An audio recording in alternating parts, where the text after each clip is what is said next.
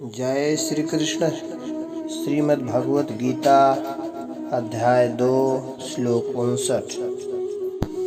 विषया विनिवर्तन्ते निराहारस्य देहिनः रसवर्जं रसोप्यस्य परम दृष्ट्वा निवर्तते। अर्थात इंद्रियों द्वारा विषयों को ग्रहण न करने वाले पुरुष के भी केवल विषय तो निवृत्त हो जाते हैं, परंतु उनमें रहने वाली आसक्ति निवृत्त नहीं होती। इस स्थित प्रज्ञ पुरुष की तो आसक्ति भी परमात्मा का साक्षात्कार करके निवृत्त हो जाती है।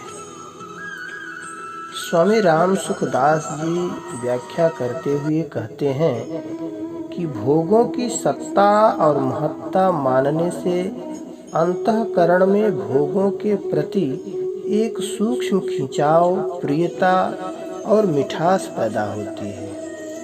उसी का नाम रस है। किसी लोभी व्यक्ति को रुपए मिल जाएं और कामी व्यक्ति को स्त्री मिल जाए तो भीतर ही भीतर एक खुशी आती है। यही रस है।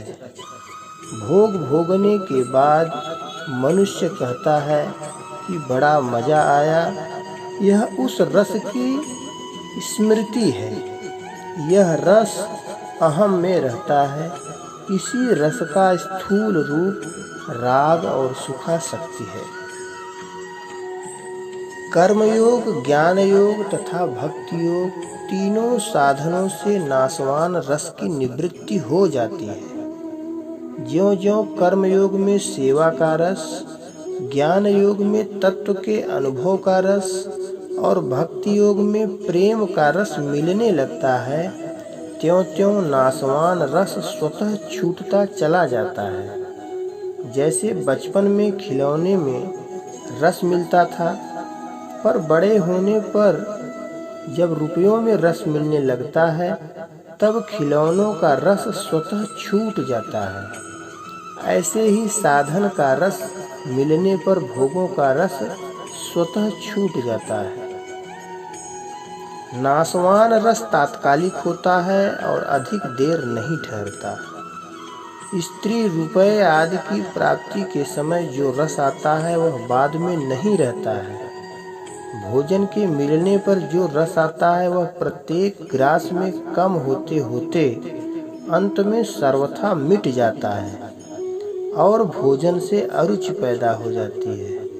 परंतु अविनाशी रस कभी कम नहीं होता, प्रत्युत ज्यों का त्यों अखंड बना रहता है।